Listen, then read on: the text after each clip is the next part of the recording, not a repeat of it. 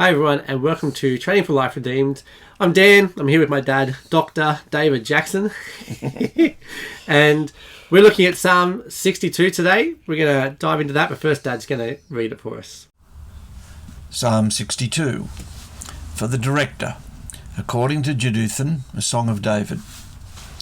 My whole being is still, alone before God. My salvation comes from him. He alone is my eyrie and my salvation, my secure loft. I will not be shaken greatly.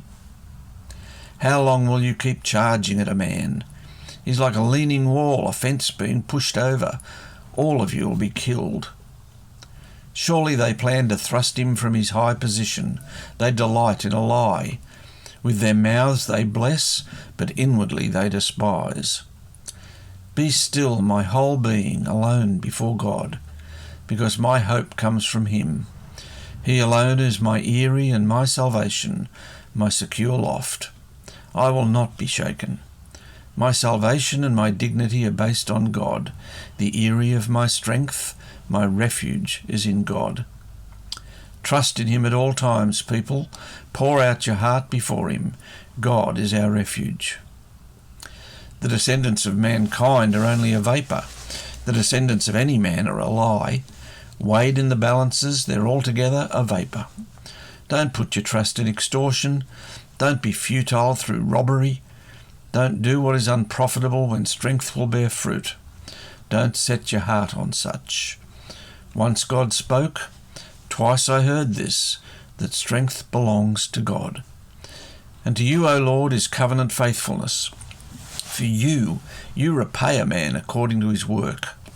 Well, Dad, I think I want to start by just focusing on the change of one word in a section that repeats itself. Oh, yes. I think we don't know much about the context, really. Yeah, no. It just says it's a song of David. So anything we talk about there is really just hypothetical, made-up stuff. So we'll just move on. So the first bit of the song repeats itself again later in the song. Yep. And it's this whole section of, my whole being is still alone before God. My salvation comes from him.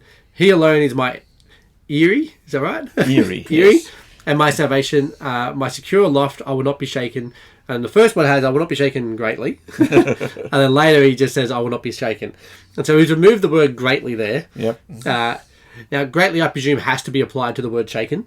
Yes. By how the Hebrews structured around this. Yeah, it's very emphatic. So there's then a shift, I guess, as David's doing this. And I love this because it's something that happens all the time in prayer. Mm-hmm. When you start praying, you're like, oh, this is really sucky. I'm struggling. Help me do not struggle. And as you get towards the end of the prayer, you've moved on to a point where you're like, God, you've got this. Yeah. And there's that element of God, speaking to your heart as you're praying and going, I'm God, you're all right. Yeah. That's why you're coming here in this prayer. So I love seeing this happen in David. The song reminded me of a book. I used to teach a class for kids who were emotionally disturbed and behaviour disordered, which is a nice way of saying it was chaos and bedlam, and very, very destructive and hurtful. These kids had terrible lives. So we're in a classroom and kids are doing damage to themselves and others, and you're trying to sit down and work this through with them so that they can rethink what they're doing.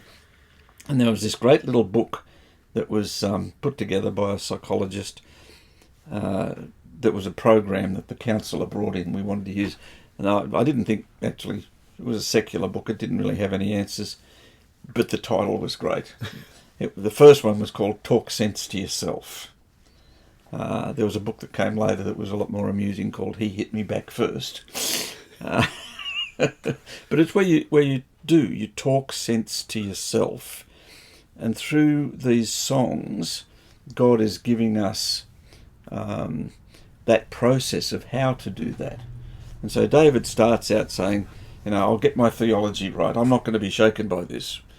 And then reality cuts in and you go, well, greatly. It is shaking me. That's why I'm in this song. This is not a free ride in a little bubble.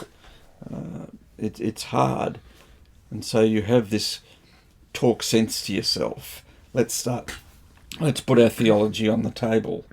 And as we put the theology on the table, we say, my head says that, but my emotion is over there. And my body's over here making dumb choices. How do I bring the three together? Let's start with the head. So when I approach a psalm like that, one of the things that concerns me, and this is my criticism of church life, I guess, I'll ask the question, are we giving our people enough theology so that when they try to talk sense to themselves, they know the Word of God well enough to know what that looks like? I observe that we're not so much doing Bible study as we're doing, they call them growth groups. But growth groups are more social and relational. I hate that phrase, it's all about relationships, because it isn't. It's all about the glory of God. So we're finding people who don't know the Word of God and are struggling with huge issues. So talk sense to myself. I don't know what to say because I don't know my Bible. And this guy does. And so when he talks sense to himself, you just watch this disjunction. My head, when it does know the truth, then has to pull my emotion in and bring my emotion, my behaviour, in tune with what I know is true. So he starts off and says, I won't be greatly shaken. That's what the Bible says. What's my experience? Not so much. So as he talks sense to himself, we get down to the second round of this, and he's a lot more assertive. Okay, I can do this. And in between, he's actually talking about the enemies, who aren't necessarily named here, but probably Saul at this point. Could be others. But the enemies are basically trying to push him down. Actually talks about trying to push over a fence, which is, for me, brings back imagery of an army line, and as they meet together and they're just trying to knock the other one over. It's a crowd pushing. Yeah, that's right. And so he's telling his enemies, and he talks about his enemies, he then speaks about his enemies to other people, and he says, you need to really trust in God, essentially, is what he's going to come out to. I feel like that this is real prayer. Like, one of the things that I like to see a lot of. In fact, we actually had a guy come out recently from the States to our church. He ran a thing for a week, and then on Sunday he came over to our place because our GC were meeting up, our gospel community, and then we broke up into our DNAs, which are like our boys and our girls, smaller groups, accountability type stuff. And he was very, very impressed in how real we actually were with each other. He said, he talked about how he often goes to these kind of groups, and you talk to people about, what sins are they struggling with, and they're like, I don't really have any that I'm struggling. They're so surface level, and that's just not real.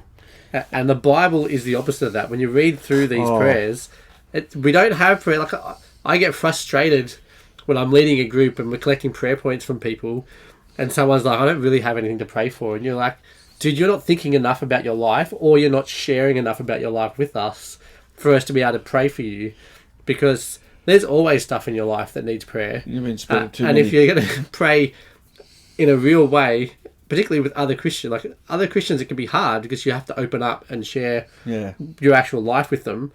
But so this guy from America, because our group was doing really well, particularly that day, he was just like, this is amazing to see you guys so deep. And we went deep really quickly with the group because we're all parents, we all have kids, and so we're like, once you get the time, you're like, right, we're not wasting the time. We're not going to sit here and flappily talk about bits and pieces first. We're going to get straight down to business. And this is, when you read the prayers, the Psalms, or even prayers that happen in narrative and all that kind of stuff, they're not surface level prayers of, my cousin's sick, and, be nice if we could manage our time a little bit better.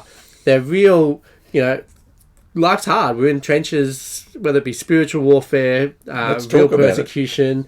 And, You get these real prayers that come out of it. I had a comment this last Sunday.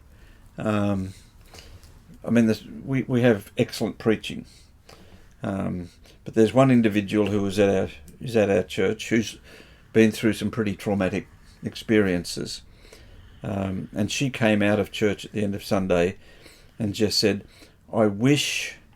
How was it? I wish they wouldn't keep saying the same thing over and over again in the same words. And part of my concern is that it's hit me translating these Psalms. Like all the different words for a refuge, there must be 6 of them in the Psalms, and the Bible translations sort of water them all down to 1. So the idea of being up in an eyrie, which is not a word we use often, that's where an eagle puts its nest, is an eyrie. It's on the side of a cliff where nobody can get at you. There's a fortress, there's something with a wall around it and battlements. There's words for, on high, inaccessible, all these different ways of describing what it is to be safe. And somehow we sort of muddle it all down. And you end up with these cliches. And cliches are really annoying when you're in pain. Yeah. So David is sitting here basically spilling his guts, not the sort of language you use on a polite church service. Yeah? Yeah. And that, I think, is one of the issues that we have in this song. You watch him talking sense to himself, and there's a reality here. And that reality brings us to, like this concept here. He talks about his dignity. That wall. One of the things that I didn't realise, but when you read through the David narratives in the Bible, one of his biggest problems was what people were saying. It wasn't so much the rocks and the spears that were being physically thrown at him. It was the fact that people were out there in the masses talking about him. And so when you watch 1 Samuel 13:15, no, not those chapters, sorry, got it wrong, 22, 24, somewhere in there, when Saul comes to kill him and he, cuts off his robe while he's taking a whiz, or he takes his water pot and his spear, he doesn't say, just why are you killing me? He says, these are the evidence that what people are saying isn't true. And I hadn't realised that before. David's biggest problem was that a mass of people were saying, David wants power, David is out for himself, David is trying to overthrow the king, David is a traitor, you can't trust him. They were slandering God's anointed. And it was the false accusers that were the threat, not Saul. Saul's only problem was that Saul believed all this stuff. The reality is he probably started it. But you see the same thing in Jesus. When Jesus was convicted at his trial, they brought 2 false witnesses forward who accused him falsely. And so David is going through this and saying, these accusations, this slander, is just a growing wall of pressure that's being brought to bear to bring me down like a wall. And where's my dignity? If people are saying these terrible things about you, you've lost your dignity. It's easy to, we've just passed a law that says if somebody is accused of a sexual assault, they can publish the guy's name before he's convicted. Okay, because we all want to know where all the pedophiles and the sex offenders are. And I understand that, but the problem with it is you've now started this huge wall of gossip and slander if the guy might be innocent. And it's as if we've already made up our mind, all you've got to do is accuse and obviously he's guilty. And, we've got problems with... only 5% of rapists accusations get convicted, but the other 95% are now going to be named, and 5% of them might be innocent. And David's innocent. And this wall of slander is just, and he asks, where's my dignity? And my dignity, my salvation and my dignity are based on God. So, push the wall down by all means, but you don't push God down. Yeah. And my dignity is in him. So you can trash my reputation, but you don't trash me. Yeah, and that's the shift too of you're not relying on yourself either for your own dignity, for anything. David here is going through a process where he's very clearly setting out that you need to rely on God, right? When he speaks to the congregation, he says, trust in him at all times. Pour out your heart before him. God is our refuge. Yeah. And that, when you're looking at what's happening, if he's got armies chasing him, all that kind of stuff, if he's in a stronghold and whatever, he's saying, no, this stronghold is not good enough. God is the one that's going to keep me safe. I need to rely on him. I need to come to him, because that's the only way that my enemies are going to be held at bay. Yeah. And even if, because David doesn't know the end of his story, even if they do come through, it is still God who is the one who has covenant faithfulness, which there's not really any good translation for the word. It's just, the absolute level of love and commitment and faithful working out of what he said he will do. Yeah. And I think that for this kind of situation and for the situations that happen for Christians who are suffering, is to then know that regardless of what happens here on earth, without, you're talking about people who 5% get convicted, there might be 5% that are innocent that didn't get convicted, and at least 90% who probably were guilty but didn't get convicted and think they got away with it. That's right. And so we rely on this. We rely on the fact that God is faithful, and he will deliver justice. That's right. And he will vindicate the innocent. And so one of the things that we have this reliance, we worry in different ways by gender, I think. One of the things we observe in high school is, the Year 8 tissue brigade, girls who go into complete meltdown because of what somebody said, or it can be little, to a bloke's perspective it can be little, but to a Year 8 girl it's huge. And what people think, my appearance, all those sort of things, they're incredibly powerful forces. Blokes don't get it, we misunderstand, but we do get what other blokes say about us. And hurtful as all that may be, the solution to that is to go back and say, well, there's what people may do out here. What does God say? Does he say I'm useless? Does he say I'm garbage? Does he say I look like a dog? What does God say? Where is my dignity? This affects us in terms of being believers in the world, because when people take away our dignity, that's a way of manipulating us to be like them. So we conform. If I lose my dignity because I got the wrong brand of phone, my phone hasn't been updated for 10 years, I'm obviously a dag. So I have to go out and buy your kind of phone so that you will like me, and all this sort of stupidity that's marketing. I was talking to a bishop. Yeah. Okay? And this bishop was telling me, he's an Anglican, that we have to have liturgy. By that he means the prayer book and the robes and all that stuff in church, because if we don't have liturgy, people won't recognise that we are a mainstream church. They'll think we're a cult. Just let that sink in for a minute. We have to be a mainstream church, otherwise people won't respect us. They'll think we're a cult. Well, you look at that for a minute and go, what is the reputation of the mainstream church? The mainstream church stands for nothing. The mainstream church has been bullied into going with the flow of the culture. Where was Jesus? Was he in the mainstream church? Or where was David? God's people are Getting rejects. chased out of them. Yeah, we're all rejects.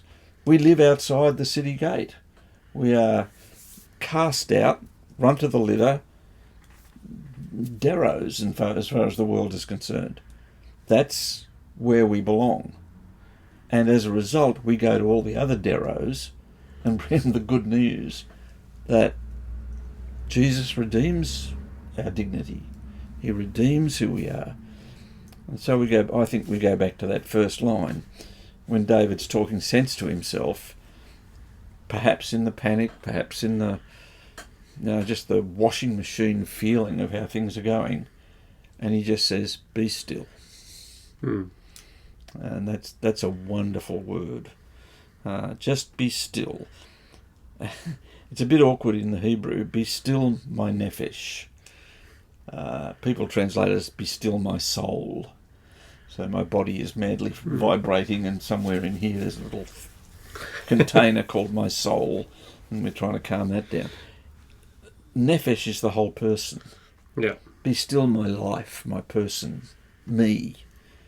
I've got to bring my whole self just to stop and settle, because God is my refuge and he's got this, and he's my dignity, and all these other external things, they're just part of the story. But I can be still. And I think the picture of that is Jesus in the boat. He's asleep. There's been an earthquake. The Sea of Galilee is the earthquake. There's a roaring wind sucking through. The waves are like nothing these fishermen have ever seen. They think they're going to die, and they're amazed Jesus is sound asleep. And they go over and wake him up, and he says, "What are you waking me up for?" "We're all going to die." "Oh, shut up. Be still." He goes back to who's in charge here? Yeah. My refuge. That's my refuge is in him. And that wonderful be still sense is almost a command, just to stop and let that reality sink in. But yeah, the world is pushing my wall over. Yeah. Well, guys, that brings us to the end of this episode. If you would like to come and grab the study notes to go deeper, please head over to trainingforliferedeemed.com/125. Almost said 62 then. That's the chapter of Psalms, the song. If you're enjoying this, please hit the subscribe button. Come and join us again when we go through Psalm 63. And have a fantastic week.